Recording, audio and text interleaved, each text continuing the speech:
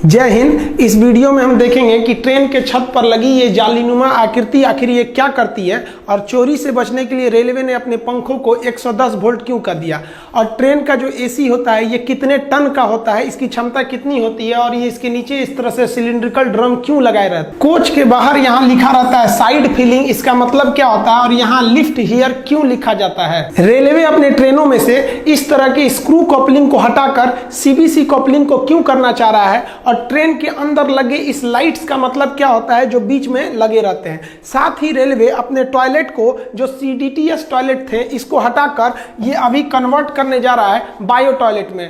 Railway अपने आधुनिक ट्रेनों से इस साइड बूफर को क्यों हटा दिया, और ये क्या करते थे साइड बूफर, अब नए ट्रेनों में ये साइड बूफर को क्यों नहीं लगाया जा रहा है। आप देखे होंगे किसी ट्रेन के साइड में यहाँ पीले रंग की पट्टी बनाई गई है, जबकि आप इस ट्रेन में देखेंगे तो यहाँ कोई भी पट्टी नहीं बनाई गई है। किसी ट्रेन के आप बोगी पे देखेंगे तो ऐसे लाइनिंग ये क्यों खींची गई रहती है, इसका मतलब क्या होता है। ट्रेन में सफर के दौरान आप ट्रेन के छत पर इस तरह एक जालीनुमा आकृति देखे होंगे, इसे रूफ वेंटिलेटर कहते हैं। आपको पता है कि गर्म हवा हमेशा ऊपर की ओर जाती है। जब ट्रेन में भीड़ ज्यादा हो जाती है तो उसमें गर्म हवा बनने लगती है, और ये गर्म हवा ट्रेन के ऊपर जाती है, जिस वजह से इसको निकालना जरूरी है, नहीं तो ट्रेन डिसबैलेंस होकर दुर्घटनाग्रस्त हो सकता है।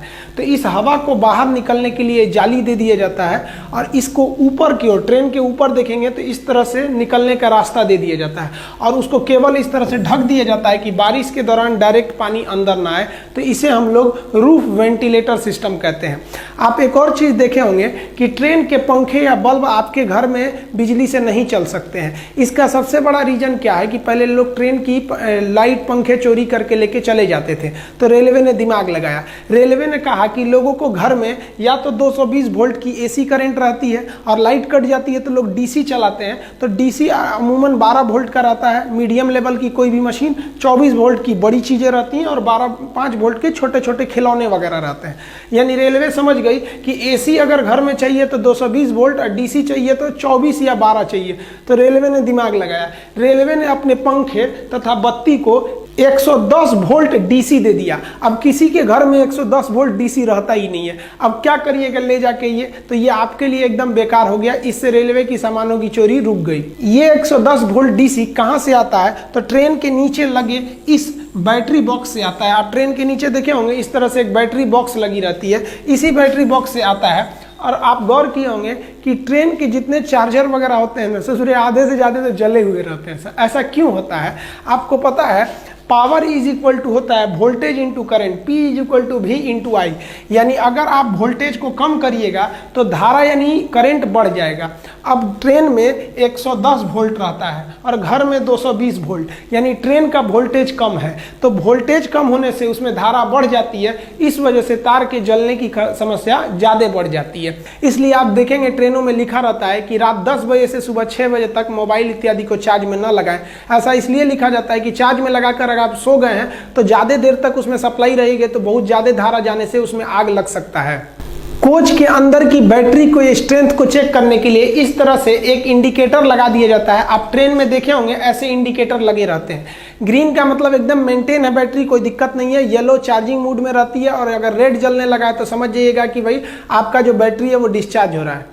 ट्रेन कोच का जो बैटरी होता है वो डीसी देता है, और ये जो डीसी होते हैं ये कम वोल्टेज पे दिए जाते हैं, लगभग 110 वोल्ट पर दिए जाते हैं। आपको पता है कि जब भी वोल्टेज कम रहता है तो धारा ज्यादा हो जाती है और वहां शॉर्ट सर्किट का डर होता है। आप ट्रेन पर पायदान के पास देखिएगा, एक और लिखा रहता है साइड फिलिंग और एक और लिखा रहता है लिफ्ट हियर। वो कहीं भी लिखा रहता है, मतलब जनरली ये पायदान के पास लिखा जाता है। इसका मतलब क्या होता है, तो पहले लिफ्ट हियर समझिए। लिफ्ट का मतलब उठाना, यहाँ से उठाइए, यानी यहीं से बोगी को उठाया जाता है ऊपर कोच को अलग करने के लिए। जैसे मेंटेनेंस के लिए ट्रेन जाती है तो उसके बोगी को उठा लिया जाता है, मतलब कोच को उठा लिया जाता है, अब बोगी को साइड में कर दिया जाता है। तो उठाने के लिए आखिर कहां पर आप क्रेन फंसाइएगा, वहीं ना फंसाना होगा। पता चला कहीं और फंसा देंगे तो अंदर का कोई इंस्ट्रूमेंट टूट जाएगा। तो फंसाने वाले जगह को इंडिकेट करने के लिए लिखा रहता है लिफ्ट हियर। यहां देखिए उठा लिया गया, ये ऊपर उठ गया, और इसकी जो बोगी जिसमें चक्कर रहता है उसे बोगी कहते हैं, बोगी बाहर निकल जाएगी।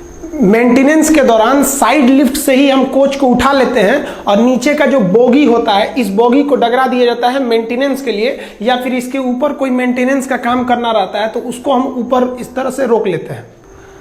तो ये साइड लिफ्ट का काम होता है, कोच अलग हो गई और बॉगी अलग हो गई। हालांकि साइड बफर में भी हम चेन लगाकर हम किसी कोच को उठा सकते हैं और उसके अंदर की बॉगी को बाहर निकाल सकते हैं। यहाँ साइड बफर को उठाकर कोच को उठा लिया गया है और नीचे से बॉगी को इसके बाहर निकाल दिया गया है। अब साइड फीलिंग का मतलब समझते हैं। साइड फीलिंग का मतलब होता है, साइड मतलब इस साइड से, फीलिंग मतलब भरिए। ये पानी भरने के लिए जगह दिया होता है साइड फीलिंग, ताकि टंकी में पानी को आप भर सके। पानी भरने की व्यवस्था रेलवे के हर स्टेशन पे नहीं रहते हैं, बड़े बड़े स्टेशनों पर इसकी व्यवस्था रहती है। इसके लिए आप देखेंगे 4 इंच मोटा एक पाइप रहता है, जिसमें से ये फ्लेक्सिबल पाइप निकले रहते हैं। इन पाइप की मदद से हम यहाँ से रेलवे का कोई स्टाफ इस साइड फीलिंग जहाँ रहता है वहाँ उस पानी को भरने लगता है। ये पानी कहाँ जाता है? तो ये उस कोच के टंकी में जाता है। एक कोच में 4 टंकी रहती है, 2 इस साइड के बाथरूम में, हर बाथरूम की टंकी अलग रहती है। तो 2 इस साइड में, 2 इस साइड में रहती है, यानी टोटल 4 टंकी रहती है। और एक टंकी की जो कैपेसिटी होती है वो 500 लीटर रहती है और इसको भरने में 20 मिनट का समय लगता है। तो ये आप देखिए टोटल कैपेसिटी कितनी हो जाएगी, 500 लीटर की एक रहती है। ऐसे ऐसे 4 टंकी रहता है, क्योंकि 4 बाथरूम रहता है एक डिब्बे में, तो टोटल 2000 लीटर इसमें भरा जाता है। लगभग 20 मिनट में इसे भर दिया जाता है। ये रेलवे स्टाफ के काम होता है कि जैसे ट्रेन आके लगेगी तुरंत उसको भरना है, इसीलिए उसे ढूंढना न पड़े ताकि ट्रेन लेट ना हो। वहां स्पष्ट लिख दिया जाता है साइड फिलिंग, यहीं से आप उसको भरिए। लेकिन ससुरा एक दिक्कत आ गया, एसी का जो डिब्बा होता है ना, उसमें यहीं पर एसी लगा रहता है। अब बताइए, जहां टंकी बनाना था वहां एसी लग गया, अब क्या करेंगे? एसी के डिब्बों को देखिएगा तो इस साइड में ये थोड़ा सा पचके होते हैं। यहाँ पे देखिए ये थोड़ा सा, ये ना ये साइड से ये थोड़ा सा पचका हुआ है। क्यों पचका है? क्योंकि वहां टंकी नहीं है, वहां पर क्या लगा हुआ है? एसी। जबकि आप नॉर्मल ट्रेनों को देखेंगे जिसमें एसी नहीं है, वो एक बराबर रहते हैं सब। अब यहाँ एसी लगे होने की वजह से हमको टंकी कहीं और सेट करना पड़ेगा, इसीलिए टंकी नीचे सेट कर दिया जाता है, जिसे 2 ड्रम सिलिंड्रिकल टाइप के दिखाई देते हैं, जिसे वाटर टैंक है, इसी में से पानी का यूज किया जाता है। अब ये जो एसी लगे होते हैं इसे हम कहते हैं रूफ माउंटेड पैकेज यूनिट। ये 2 ठो एसी होते हैं, एक इस दरवाजे के ऊपर होते हैं, एक उस साइड के दरवाजे पर होते हैं। हर एसी की क्षमता 7 टन होती है, इसलिए एक ट्रेन के कोच में एक डिब्बे में 2 एसी है, अतः 7 दूनी 14 टन इनकी क्या हो गई? क्षमता हो गई। ये चलते हैं 415 वोल्ट के 3 फेज एसी सप्लाई से। इन्हें जनरेटर द्वारा दे दिया जाता है 3 फेज एसी सप्लाई।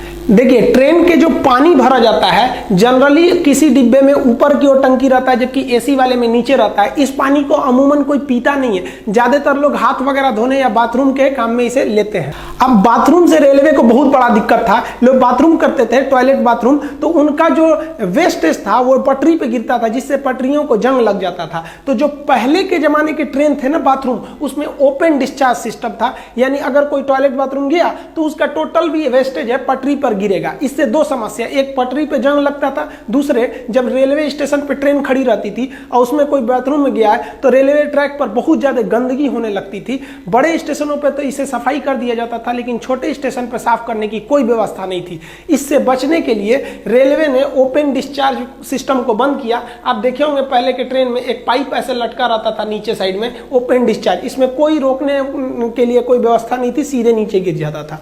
इसके जगह पर रेलवे इस राउंड शेप के टंकी को लाया, बाथरूम को सेट किया, जिसे कहा जाता है control discharge toilet system. Shortcut में कहेंगे तो CDTC। ये क्या करता है? ये टॉयलेट को कंट्रोल करके रखता है जब तक कि ट्रेन प्लेटफॉर्म को ना छोड़ दे। अब इस ससुरा को कैसे पता चलेगा कि ट्रेन में प्लेटफॉर्म को छोड़ दी? तो इस पे एक सिस्टम लगा रहता है कि जब तक ट्रेन की स्पीड 30 नहीं हो जाती है, 30 किलोमीटर पर आवर, तब तक इसके अंदर से डिस्चार्ज का ढक्कन खुलेगा ही नहीं कि बाहर नीचे गिरे। लेकिन इस विधि द्वारा आप गंदगी को रोक सकते हैं, लेकिन गंदगी थोड़े दूर पर तो हो ही रही है और ट्रैक को भी ज्यादा खतरा हो रहा है क्योंकि उस पर जंग लग रहा है। इसके लिए 2011 में DRDO ने एक बैक्टीरिया के मदद से एक टॉयलेट को बनाया, जिसे हम कहते हैं बायो टॉयलेट। बायो टॉयलेट आप देखे होंगे आजकल हर एक ट्रेन में मिलेगा, एक चौकोर डब्बा लगा रहता है इस साइड में। इसके अंदर कई ठो पार्ट बने रहते हैं, उसमें बैक्टीरिया जीवाणुओं को डालकर DRDO भेजी रहती है। ये क्या करते हैं, हमारे टॉयलेट बाथरूम को उसको डिकम्पोज कर देते हैं, उसको छोटे छोटे टुकड़ों में तोड़ देते हैं, डिकम्पोज कर देते हैं और गैस बनाकर वो निकल जाते हैं। इसमें किसी तरह का मेंटेनेंस भी नहीं है, ट्रैक पे गंदगी भी नहीं होगी और ट्रैक भी जंग लगने से बच जाएगा। अतः अभी के समय में जितने भी टॉयलेट है वो DRDO द्वारा बनाए गए बायो टॉयलेट का ही यूज हो रहा है। ये सब आउटडेटेड हो चुके हैं। बायो टॉयलेट की एक खराबी है कि अगर उसमें आप कलम या कुछ कचरा प्लास्टिक डाल देंगे तो बैक्टीरिया अच्छा से काम नहीं कर पाएंगे, इसलिए लिखा रहता था कृपया इसमें कचरा न डालें। लेकिन हिंदुस्तान के लोग को इतना समझ है, ससुरा पानी तो डालते ही नहीं है, सब कचरा कैसे हटा देगा, सब जाएगा सब तो उसमें किसी किसी का नाम लिख देता है सब बाथरूमों में। तो इसलिए रेलवे ना इसमें कचरा ना जाए उसके लिए इसके फ्लश पे एक तो जाली लगा देती। देखिए आप किसी भी टॉयलेट के सीट को देख के नहीं बता सकते हैं कि वो बायो टॉयलेट है या फिर ओपन डिस्चार्ज है या फिर वो CDTS है। ये तो एक सीट है बैठने के लिए, इसे वेस्टर्न कल्चर का कहते हैं, ये इंडियन कल्चर कहते हैं। अगर आपको पता करना है कि टॉयलेट कौन सा है फिर तो आपको कोच से बाहर आना पड़ेगा और नीचे का देखना पड़ेगा कि कौन से प्रकार का टॉयलेट है। हालांकि आजकल जितने भी देखने को मिलेंगे वो सब के सब बायो टॉयलेट ही लगाए जा रहे हैं। नीले रंग वाली ICF कोच में बिजली बनाने के लिए उसके अंदर अल्टरनेटर लगाया जाता था जिससे उसकी स्पीड कम हो जाती थी, इसलिए नए जमाने के LHB कोच में अल्टरनेटर हटाकर एक जनरेटर कार दे दिया जाता है जिसे एक्स्ट्रा में जोड़ दिया जाता है। यह जनरेटर कार जो होता है 750 वोल्ट की बिजली बनाता है जो 3 फेज का AC करंट होता है, जबकि ट्रेन में सबसे ज्यादा बिजली की खपत AC में होती है और AC भी जो होता है वो 415 वोल्ट ही लेता है। तो आप कहेंगे कि ये 750 वोल्ट क्यों बनाया, तो देखिए जब करंट को आप दूर सप्लाई देते हैं तो कुछ वोल्टेज लॉस होता है, इसलिए ये 750 वोल्टेज बनाता है कि ताकि AC कोच तक पहुंचते पहुंचते वो 415 वोल्ट मिल जाए। लंबी दूरी के ट्रेन में एक पेंट्री कार होता है जिसमें खाना बनाया जाता है, उसमें इस तरह से खाना बना दिया जाता है और आपको सर्व कर दिया जाता है खाना। लेकिन बहुत से ऐसी ट्रेन है जिसमें पेंट्री कार नहीं होता है तो उसे ऑन बोर्ड कैटरिंग यानी बड़े स्टेशनों से खाना डायरेक्ट रेडीमेड बनाकर और उसमें सर्व किया जाता है। ट्रेन के किसी किसी डब्बे पर आप टॉयलेट के पास इस तरह से लाइनिंग देखते होंगे, ये जनरल बॉगी को दर्शाता है कि ये बॉगी जनरल है, इसमें कोई भी घुस सकता है, रिजर्वेशन की जरूरत नहीं है। जनरल बॉगी की एक और पहचान होती है कि इसमें 3 दरवाजे लगाए जाते हैं। 3 दरवाजे इसलिए लगाए जाते हैं क्योंकि इसमें भयानक कोच के पूरा भीड़ होता है, एकदम भयानक, एकदम देखिए ना, अतः यह भीड़ जल्दी से निकल जाए और जल्दी से एंट्री कर जाए इसलिए इसमें 3 दरवाजे दिए जाते हैं। स्लीपर में केवल 2 दरवाजे दिए जाते हैं एक साइड में। एक चीज आप गौर किए होंगे कि जनरल बॉगी या तो शुरू में लगाता है या तो लास्ट में लगाता है, यानी अमूमन दोनों साइड में लगाता है, बीच में जनरल नहीं रहते हैं, बीच में स्लीपर बॉगी को लगाया जाता है और AC को। देखिए स्लीपर बॉगी में अगर हम 3 दरवाजे देंगे तो उसमें सीट की संख्या घट जाएगी, इसलिए उसमें 2 ही दरवाजे दिए जाते हैं और स्लीपर में भीड़ भी कम रहता है। दूसरा स्लीपर का अगर आप लॉन देखिएगा तो एक से दूसरा जुड़ा रहता है। आप यहां देखिए एक लंबी गैलरी दिखेगी, आप गैलरी देखिए, आप इधर इसको क्या लिए ध्यान से देख रहे हैं आप लोग, इधर मत देखिए, ये लंबी गैलरी देखिए। तो ये पूरा बॉगी एक से दूसरे से जुड़ा रहता है, पूरा डिब्बा एक से दूसरे में। आप देखिए इसको जोड़ने के लिए यहाँ कनेक्ट करने के लिए एक दरवाजे दिए रहते हैं। आप ये काले रंग का पाइप देखे होंगे, इस तरह से किसी किसी ट्रेन में रहता है। तो ये इस बॉगी से आप उस बॉगी में जा सकते हैं। यहाँ नीचे एक पैरदान बना दिया जाता है ताकि आप वहां से जा सकते हैं। आप देखेंगे स्लीपर का पूरा डिब्बा आपस में कनेक्ट रहता है और आप इस बीच के कनेक्टर के द्वारा इस डिब्बे से इस डिब्बे में आप आराम से आ सकते हैं, जबकि जनरल डिब्बा आपस में नहीं कनेक्ट रहता है। इसीलिए जनरल डिब्बे को शुरू में दे देते हैं और लास्ट में दे देते हैं और बीच में इसे नहीं देते हैं क्योंकि बीच में देने के बाद कनेक्शन कट जाएगा।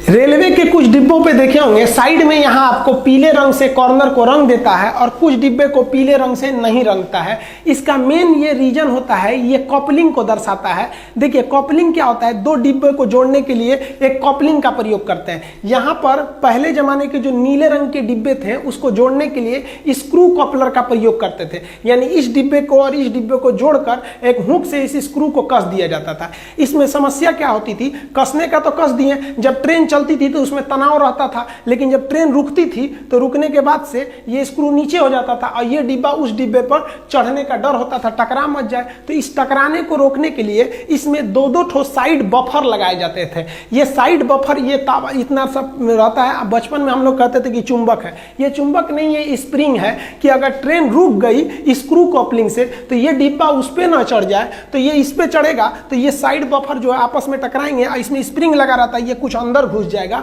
और फिर ये उसको ढकेल देगा। इस तरह से ये एक दुर्घटना को रोक सकती थी, लेकिन इसमें झटके ज्यादा लगते हैं। दूसरा एक और डीमेरिट है कि इसमें आपको लोहे की बर्बादी है। 2-2 तो साइड बफर जोड़ रहे हैं इतना हैवी, फिर इस डिब्बे को जोड़ने के लिए स्क्रू कॉपलिंग का प्रयोग कर रहे हैं। तो इतना क्यों किया जाए, तो रेलवे ने दिमाग लगाया, उसने ये बिना पीला पट्टी वाले के जगह पे एक पीला पट्टी वाला लाया और उसको उसने बदल दिया सेंटर बफर कॉपलर में। नए जमाने के जितने भी LHB कोचेज है, इसमें आप कहीं पे भी देखिए यहाँ साइड बफर नहीं मिलेगा आपको, बल्कि इसका जो कपलिंग होता है LHB का वो होता है सेंटर बफर कपलिंग, यानी इसके बीच में ही जो बफर यानी स्प्रिंग लगाना होता है उसी के मुंह पर एक क्या कर देते हैं कपलिंग भी जोड़ देते हैं, यानी वही डिब्बे को जोड़े रहता है और वही स्प्रिंग का भी काम करता है। आप देखिए इसी को हम लोग कहते हैं सेंटर बफर। देखिए ये शुरुआत का हिस्सा किसका काम कर दिया, ये बफर का काम कर दिया यहाँ पर, यानी स्प्रिंग सॉकर का काम कर दिया, झटका नहीं देगा। और बीच में ये वाला मोटा सा हिस्सा ये किसका काम कर दिया, कपलिंग का।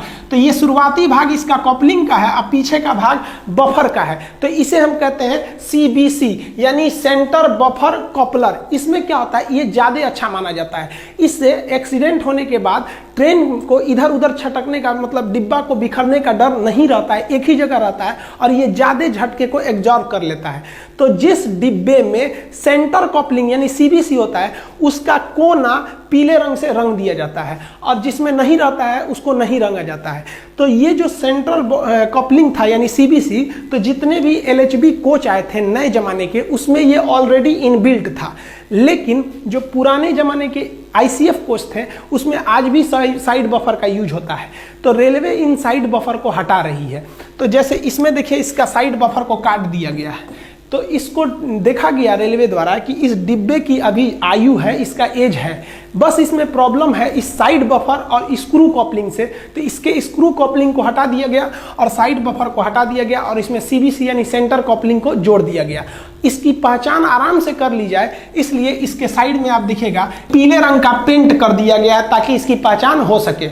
आप इस ICF कोच को देखिए, इसमें किसी भी तरह का यहाँ साइड में पीले रंग का कोई निशान नहीं है, अतः इसमें अभी भी आपको साइड बफर दिखाई देगा। इसमें साइड बफर है और ये स्क्रू कपलिंग का प्रयोग कर रहा है। और LHB की तो बातें नहीं करिए, इसमें तो CBC देता ही है। आप ट्रेन के डब्बे पर कुछ नंबर लिखे देखे होंगे, इसे हम कोच नंबर कहते हैं। ये 5 डिजिट यानी 5 अक्षर का होता है। शुरुआत के जो 2 डिजिट होते हैं ये इस साल को दर्शाते हैं कि किस साल में ये कोच बना हुआ है, और लास्ट के जो 3 डिजिट होते हैं वो टाइप को दर्शाते हैं किस टाइप का ये कोच है। जैसे इसके शुरू में लिखा है 04 यानी ये 2004 का बना हुआ है, लास्ट में पढ़िए 052 ये AC कोच को दर्शाता है। देखिए AC कोच 1 नंबर का डिब्बा माना जाता है, तो 1 से लेकर 200 तक का नंबर ये AC कोच को दर्शाते हैं, 1 से लेकर 200 तक का। तो आप बताइए 52 किस में आएगा, 1 से लेकर 200 के बीच में, यानी ये AC डिब्बा है। और शुरुआत का 2 अक्षर 04 ये बता रहा है कि 2004 का बना हुआ है। अब AC के बाद सेकंड नंबर आता है किसका, स्लीपर का। तो 1 से 200 AC हो गया, तो 200 से लेकर 400 तक स्लीपर होगा, स्लीपर बोगी 200 से 400 होगा। अब देखिए इसमें लिखा है 98 335, तो 98 क्या है कि ये डिब्बा भैया 1998 का बना है, 335 तो ये 200 से 400 के बीच में आएगा। ये कौन सा है, तो स्लीपर को ये दर्शा रहा है। अब स्लीपर के बाद आता है आपका जनरल। तो जनरल कहां से होगा, तो भाई 1 से 200 AC हो गया, 200 से 400 स्लीपर हो गया, तो 400 से लेकर 600 के बीच में आपका जनरल डिब्बा आ जाएगा। आप यहां पर ये लिखा है, हम यहां बड़ा लिख देते हैं 12429, तो ये कब का बना है, 2012 का। 429 देखिए 400 से लेकर 600 के बीच में आएगा, अतः यह जनरल डिब्बा है। जनरल डिब्बे की 2 और पहचान आपको बता दी है कि आपके दरवाजे इसमें कितने दिखाई देंगे, 3 दरवाजे इसमें दिखाई देंगे, साथ में साइड में यहां इसे लाइनिंग भी दिखाई देगी। अब 600 से 700 चेयर कार को दर्शाता है। देखिए ट्रेन में जब भीड़ ज्यादा हो जाए और सबको रिजर्वेशन नहीं दे पाती है तो कम दूरी के लिए चेयर कार दे दिया जाता है। उसमें काफी अच्छा चेयर होता है, आरामदायक होता है, फ्लाइट के जैसे, जैसे जन शताब्दी हो गया, इसमें केवल आपको बैठने के लिए यही मिलेगा और इसका भी रिजर्वेशन होता है। तो वो चेयर कार के डिब्बा को दर्शाया जाता है, कहां से, 600 से लेकर 700 तक के चेयर कार को दर्शाया जाता है। जैसे यहां लिखा है 02-615, अब बताइए 2002 की बनी है, 615 तो इसी के बीच में आएगा। ये जन शताब्दी ट्रेन है और ये चेयर कार डिब्बा को दर्शा रहा है। अब 700 से 800 तक का नंबर जो होता है वो सीटिंग कम लगेज को दर्शाता है। जब कभी रेलवे को ऐसे डिब्बे भेजने रहते हैं कि जिसमें ज्यादा सामान नहीं ले जाना है, तो क्या करते हैं, उस डिब्बे में आधा बैठने का जगह बना देता है सीटिंग के लिए और आधा लगेज को बना देता है, और इसी को हम लोग कहते हैं सीटिंग कम लगेज। इसका नंबर 700 से 800 के बीच में होता है। आप यहां पढ़िएगा लिखा है 08701, तो आप बताइए 701 तो 700 और 800 के बीच में ही आएगा, अतः यह सीटिंग कम, लगेज है, आधा जो लगेज होगा और आधा में आदमी बैठेंगे। तो इसको जनरली रेलवे क्या करती है कि इसको विकलांग श्रेणी में डाल देती है, क्योंकि हैंडीकैप की संख्या कम होती है तो उनको इसी में डाल देती है कि भाई आप इसमें सेफ रहिए। तो ये आप इसको पहचान सकते हैं, ये 2008 का है। अब जिस भी डिब्बे के ऊपर 800 से ज्यादा का नंबर लिखा रहता है तो या तो वो चिट्ठी ले जाने वाली बोगी होगी या तो पेंट्री कार वाला होगा। जैसे ये देखिए पेंट्री कार में क्या लिखा 805, तो 805 ये नहीं 800 से ज्यादा है तभी तो क्या लिखा है भाई पेंट्री कार का 800 से 5 है। जैसे यहाँ आप पढ़िए तो 15 का मतलब क्या है भाई 2015 का है, 857 800 से ज्यादा जनरेटर कार है। तो 800 से ज्यादा में या तो पेंट्री कार होगा या तो फिर मेल वाला होगा जो चिट्ठी ले जाता है, या तो जनरेटर कार होगा। आप यहाँ एक चीज देखेंगे, यहाँ सी लिखा हुआ है। सी किस चीज को दर्शा रहा है कि कॉपलिंग को दर्शा रहा है कि ये सीबीसी कॉपलिंग है और इसमें साइड बफर नहीं लगा है। अब ट्रेन के लास्ट में एक क्रॉस बना रहता है जो ये बताता है कि पूरी ट्रेन जा चुकी है, यही लास्ट डिब्बा था। और यहाँ लास्ट में आपको एलवी लिखा रहता है। एलवी का मतलब होता है लास्ट व्हीकल, यानी आखिरी डिब्बा अब निकल गया है, टेंशन फ्री। ट्रेन कहीं से टूटी नहीं है बीच से, आप टेंशन फ्री रहिएगा। इसके अलावा आप देखेंगे यहाँ एक लाइट लगा रहता है जो कंटिन्यू नहीं जलता है बल्कि ब्लिंक करते रहता है, साइड में भी लगा दिया रहता है। ये इसलिए बताता है कि अगर बीच में कहीं ट्रेन में कोई फॉल्ट आ जाता है, ट्रेन रुकती है, तो पीछे से अगर कोई सेम ट्रैक पे ट्रेन आ रही है तो उसे वो लाइट दिख सके। अब ये लाइट को एनर्जी कहां से मिलती है, तो बैटरी से मिलती है। आप ट्रेन में सफर करते समय इस तरह से सीफा या डब्ल्यू या WL साइन देखे होंगे, या संटिंग साइन, सिग्नल साइन, इस सब का मतलब क्या होता है। और आप एक चीज और देखे होंगे कि कभी कभी सिग्नल ग्रीन रहता है फिर भी जो ट्रेन में बड़ी धीरे धीरे ले जाता है। ये कॉशन इंडिकेटर क्या होते हैं सब, तो ये सब साइन का मतलब क्या होता है, इस सब में भी अंतर हम किसी और वीडियो में समझा देंगे। मिलते हैं हम लोग अगले वीडियो में, तब तक के लिए जय हिंद।